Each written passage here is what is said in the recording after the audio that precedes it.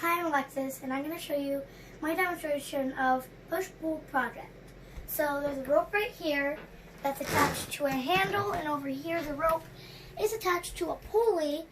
The rope goes through the pulley and tied to a magnet, and under the magnet is a paper clip that's going to go down this string.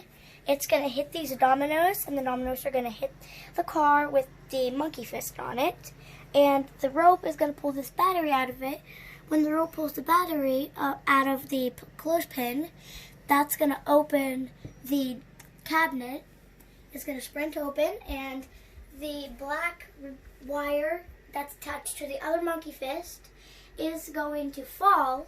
And with the monkey fist, it's going to fall and make a ding on the bucket, not the pan. And I'm actually going to do it in slow motion. Go.